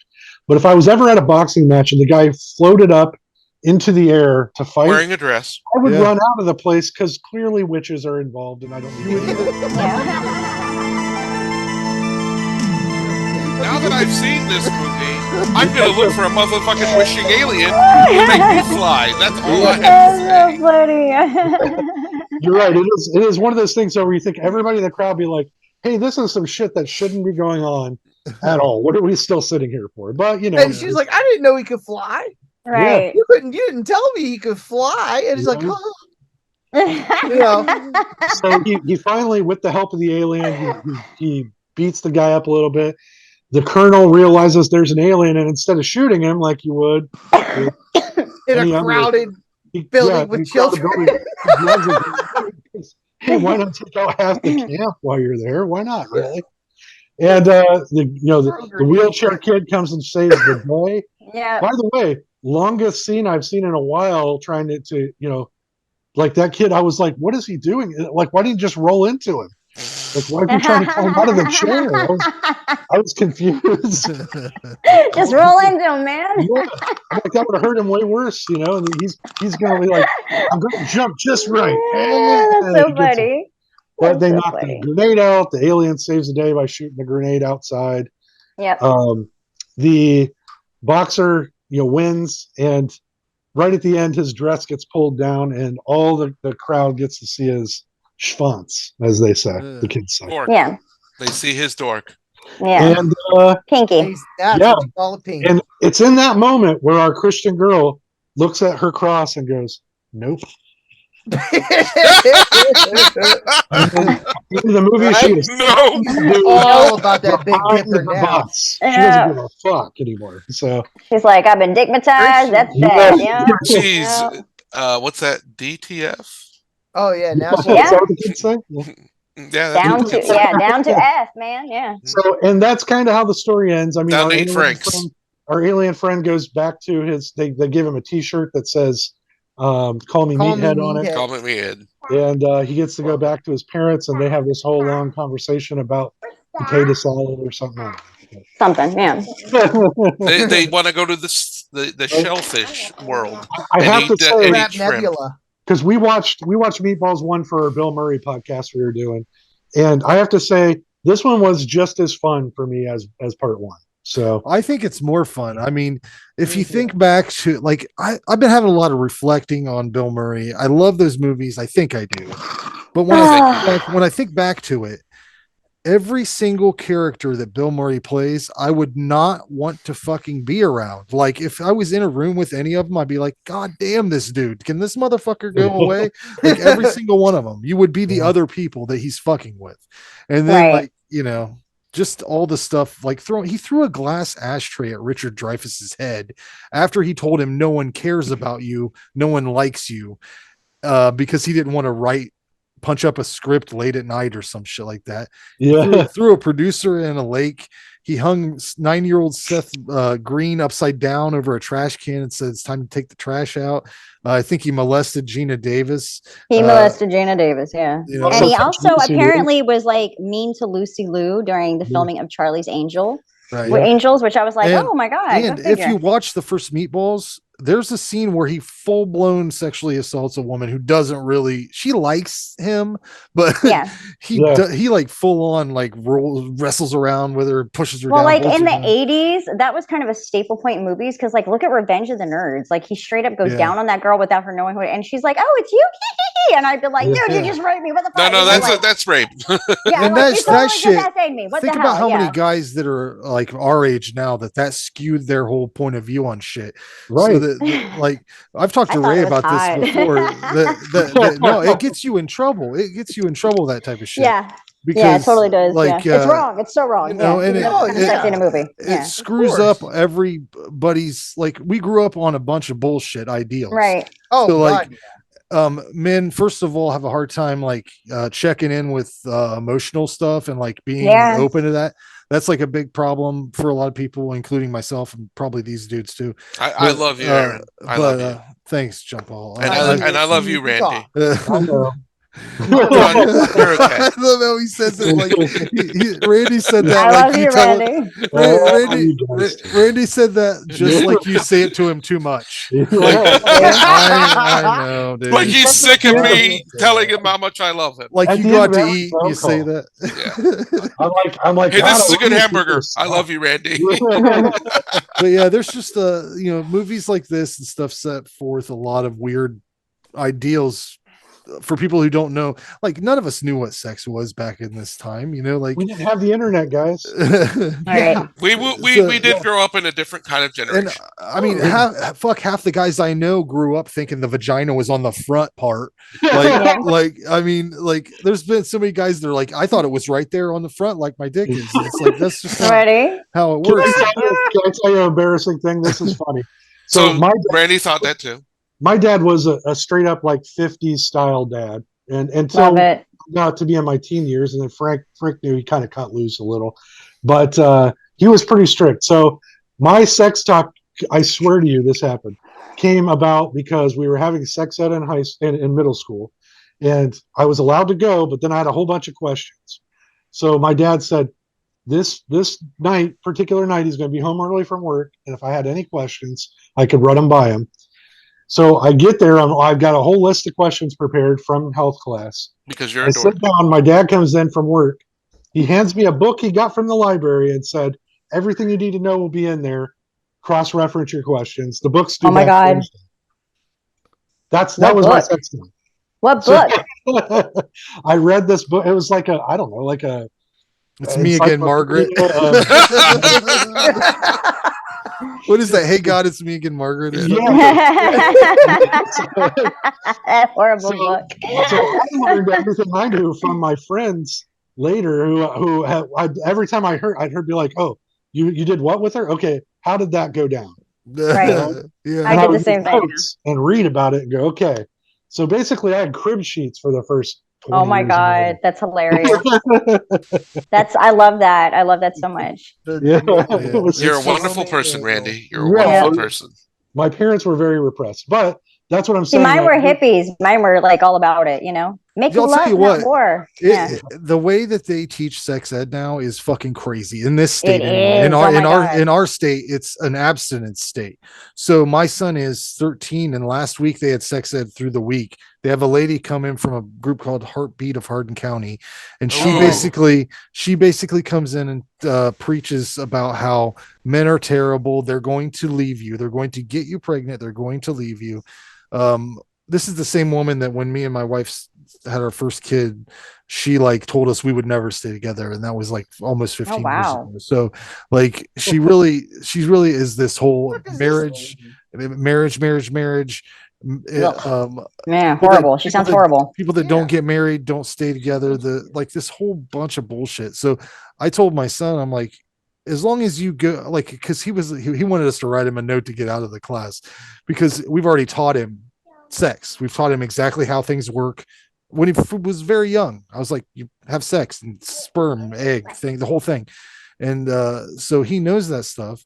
And as long as he doesn't absorb it, like, Yeah. I'm like, dude, I'm totally fine if you even want to throw some stats out to her about how, I'm like, just tell her, hey, You want to troll her, son? Yeah. I would back him up if I would go into that Like, school. you want- I think that's really smart to teach your kid like that. See, for my parents, they were very open sexually. Like, yes, we have sex. That's how we made your sister, Yeah, and da, da, that's da, what and we the are. penis. And so I'm going to tell you what it did for me, though. For what it did for me is it became my birth control, because sex was something I said, oh, my parents do that. Ew, like I was so grossed out because they were always getting it on. So it was like so gross to me. Yeah. So like, yeah, I had my V card until I was like 21 because of that. Like, no shit. That's how grossed out I was about it. Yeah, like I was like, we have just a curtain over our bedroom door, so I tell all my kids, be careful if you walk in. Oh, because my you never know.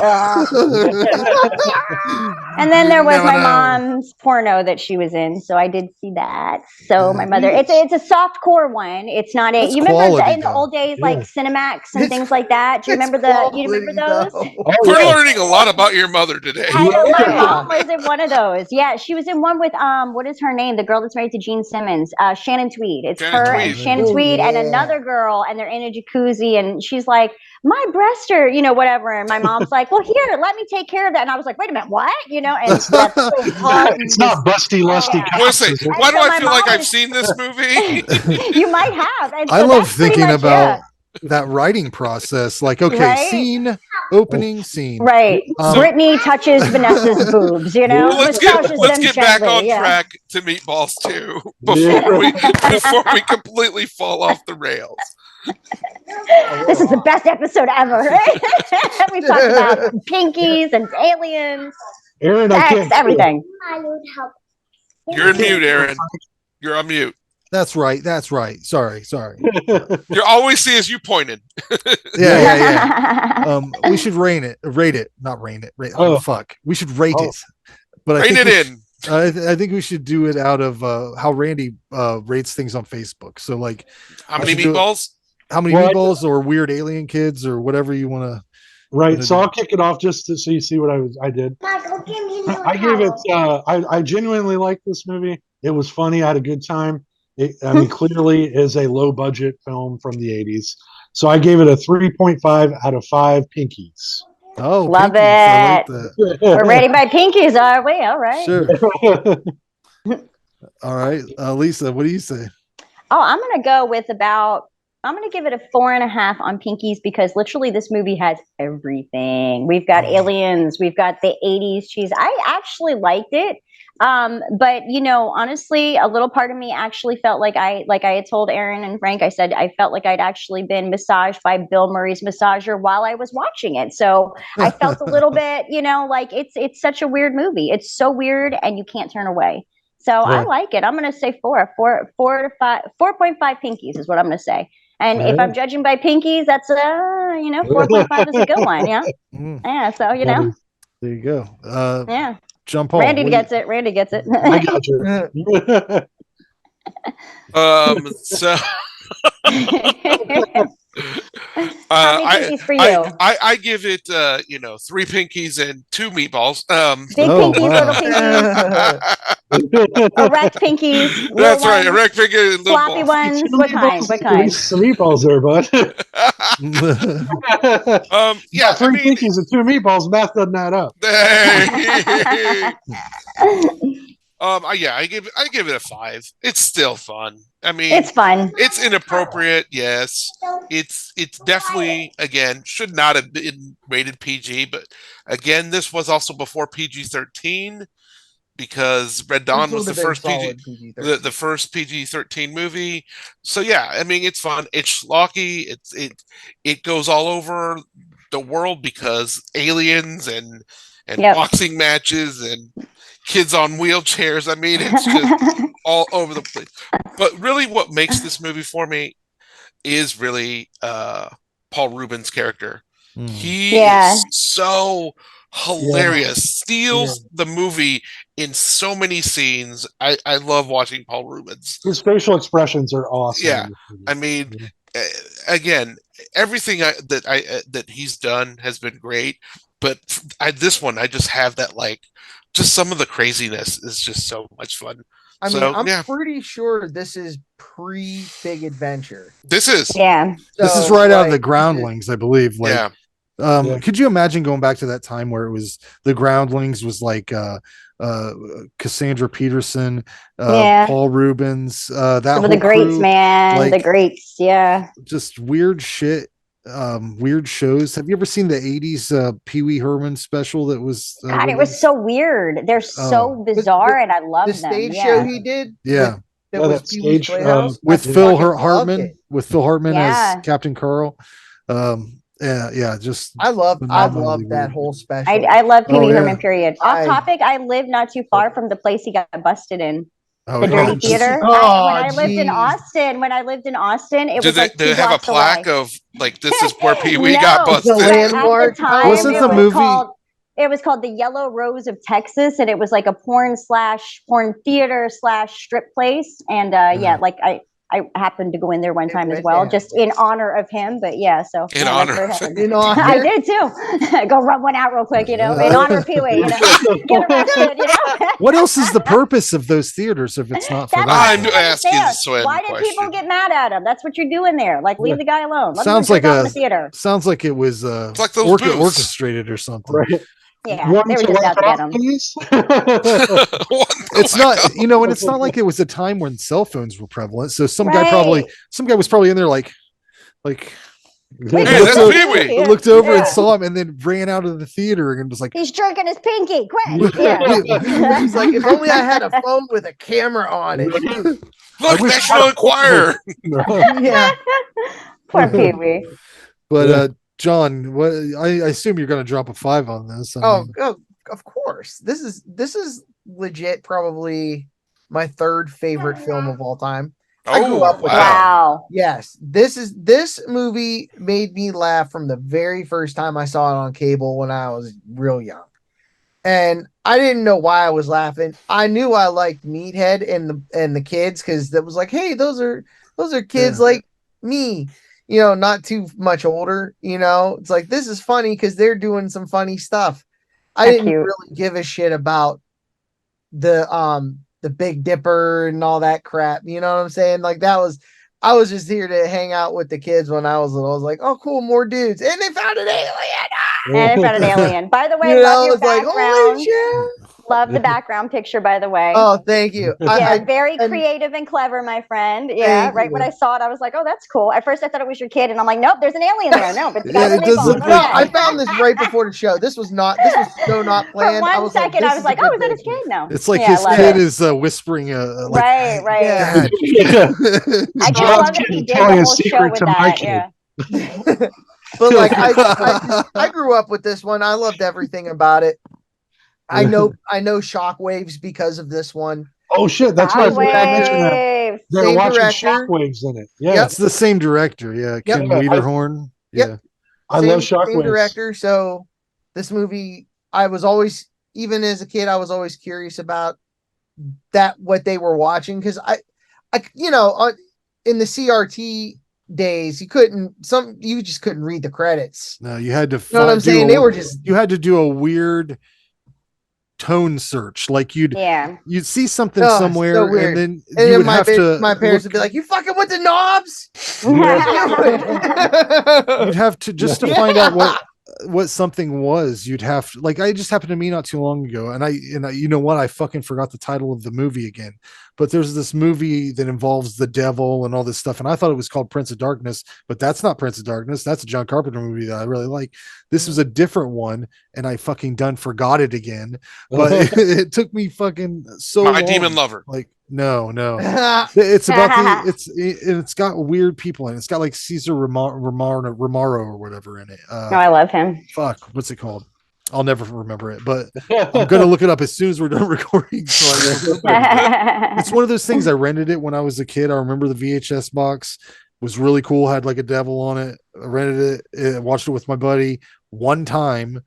Remember talking about it the next day. Took it back or whatever. Never rented it again. Not the Devil and Mrs. Jones. No, that's a porn. That's a porn. No, sorry. I'm wrong on that. That was the porn. Yeah. Not that I've seen that one. I'm like the pervert of this episode. Sorry about that. Yeah, I'm like the pervert of this one. You've really offended all of our sensibilities. I know. It was the Meatballs. It was Meatballs too that brought my inner pervert out. I thought we were doing a PG rated podcast. I mean, I don't do PG. Yeah. What is going on here? Oh. This is not a PG rated podcast. Yeah, I don't think I've done anything PG since I was 20. Oh, this is for me. This is a 5. I mean, there's like this much really funny stuff in it, and then this much nostalgia. Like it's mostly it's like if you were making a cheesecake, the crust would be the funny stuff, and then the actual composure of the fucking cheesecake would be nostalgia. I always compare things to food. It's just The cheesecake theory. I love it. I love it. yeah, but it's like there's just a lot of nostalgia. It is the quintessential camp movie for me. Like when I think of camp movies, this is like the first one that I'm like Meatballs 2. It's not even Meatballs 1. Wow. So not the first one, the second I one. didn't Wow. see Meatballs 1 until I was a fucking adult. Like, In fact, really? In fact, I like Meatballs 3 better than 1, 2. It's not really that funny. Like it's not at all. It's there's some I don't funny get parts in it. I really love the theme song in the first one. Yeah. But that was funny. ultimately the relationship between Rudy and Bill Murray is very strange. It's like this guy is kind of annoyed by he has annoyed everyone else that's his age at camp, and they don't really want to hang out with him. He's a little too old for them, to be honest. Right. And so he finds this kid and like who's mopey. He would have probably done it to you, John. You said you were sad the first couple of days of camp. You would have came in, he would have swooped in, he would have made friends with you, bought you some French fries. It would have been a whole thing. But yeah, and I would have crushed that dude in the hot dog eating contest. That's funny. I love camp movies since I was a counselor. So yeah, I mean, this is a great movie. And Aaron, I can tell you the movie that you're. It's Judgment Day. It's Judgment Day From 1988. Judgment Day. Yeah. And There you know we what was the go. problem? I always thought it was Prince of Darkness because when you see the cover of it, it does. It's a blue devil. It's a blue devil. But there was that movie Judgment Night that is awesome in its Dennis own Leary. in its own Dennis fucking Leary way. on HBO. I remember watching that. Yeah. Great soundtrack. Great movie, hilarious. yeah. I love the whole circumstance. Like these guys have for some reason decided to buy a rent, or do they own the RV? Whatever. No, it they're is. going on to like a football game They're type going to- scenario, and they get in the Yeah. ghetto. Yeah. Yeah. And they're getting chased And down then by Dennis it Leary. breaks Yeah, it's down. awesome. And Dennis Leary's Right? unhinged. Yeah. Huh? What's that, John? I said they break down and Yeah. Yeah. the world just goes to hell. It's It's a Judgment great movie. Night. Judgment Night, right? And then the purge happens. right. But anyways, guys, we should probably wrap it up. We've been jawing on for a Best while. episode ever. Yeah. But, So wait. real fun. But just so I have this for you, it was 5 throbbing hard pinkies for you. Is that what you're saying for Meatballs too? No, just kidding. Yeah, all rubbing together. I can't get over the pinkies. I can't get over the pinkies. Sorry, I'm just all And about it. Pinkies and Yeah. two meatballs right in the middle. Yeah. But It was 5 and then another 5 docking together. Docking together. There we go. Meatballs the and the best- London pinky. Bridge the best scenario. part about the term docking is that you only know that term if you've seen that activity. So That's funny. I'll give you that. I watched stand-up comedy, so I know from. See, we stand-up refer comedy. to it as the London Bridge, us Yeah. ladies. So I don't. That's what I've heard. I'd like to change my rating to one giant, soaked underwear. one giant underwear soaked underwear. But We're all gonna start sending rating Frank our wet sucks. underwear. Right? all right. Speechless he is. Regardless, Traumatize them. I love it. I love it. we're going Good to. night, everybody. We're going to. Well, I want yours, John. So make sure. Who doesn't want John's, Well, right? forget Yeah. about- Who doesn't I'll send want you my- John's? Oh, But we can conclude this episode, and next month we will do part 3, which will be probably even more ridiculous to talk about because that one is Patrick Dempsey Yes. is trying to lose his virginity with the help of a ghost of a porn star. I know It it's is so a- effing weird, and I love A it. rip-off of Porky's 2. But not. Yeah, but No, not. it's better so than that weird. movie. I think it's got the So guy is that's December? Yeah, That's our Christmas one. Okay. yeah. But a It's warm so holiday weird. classic too. The- I love No, come on. The- Let's tell them the truth. We're gonna finally do My Boyfriend's Back. My We'll boyfriend. probably Yeah. do it eventually, Yeah. but I wouldn't build it up too much because I bet the conversation we have next month is going to be fucking crazier than that one. you know what? I have to revisit it. I haven't seen it since I was a kid. Well, yeah, Brendan was on the VHS big when it bad came guy. out. I can tell you this: the guy that's like the big bruiser in that movie is the same guy that voices the Beast on the X-Men cartoon. Yeah. Who is also he played Santa Claus in A Christmas Horror Story also. Wow. So like he's been around. He's quite a voice actor too, I believe. Like he doesn't just do the Beast. He's done a lot of other stuff. And Lisa, we could maybe ask your mom to join us because her. Oh God, she would love to. My mom would totally love to. She would. Thank God she's alive, Jean-Paul. He Thank would God. Shannon Tweed is in Meatballs 3. Oh my God! She would dive in muff first. Let me tell you, my mom would dive in muff first. My mom would be like, "Where do I sign the F up?" Because she's down. Yeah, my mom is like the original LA girl, so yeah, she would be like, pasties on, let's do it. So yeah. Shannon Tweed is is the love goddess. I think that also she's still hot, man. She's still hot. Also, I think that what we should do sometime, since I don't know, Jean-Paul, would your wife ever come on a podcast? Never. What? Never. Come on, man. We got to get our spouses to watch horror. Oh, movies. I've tried. She won't do it. Yeah. I have traumatized my husband so bad watching horror movies with him. He just gets traumatized. He can't take it. Yeah. I'm sitting there like, did you split his head open? And he's like, would they talk about, could we get him to talk about Care Bears or something? We get him, come on. It's not even like she'll watch the stuff. It's just she doesn't enjoy. Well, what if I asked her on here, would she come on? If I was like, Miss Kate Woodolowski, how do you say it? You even pronounced it wrong. So there you go. Woodolowski. Carefully. The L is silent. It's WLO Wodarski. Wodarski. Please come on, Miss Wodarski, and watch something you don't want to watch and talk about on a program you don't want to be on. I mean, that's why my mother-in-law will join me for other podcasts and not Kate. I love it. Yeah, we could probably get Jean-Paul's mother-in-law to come on. Right? Yeah. That's kind of cool. Yeah. Yeah. She's pretty fun lady to talk to. Yeah, she's pretty game. She's awesome.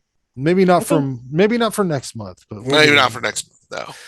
But let me see if I can get my mother-in-law, Susan.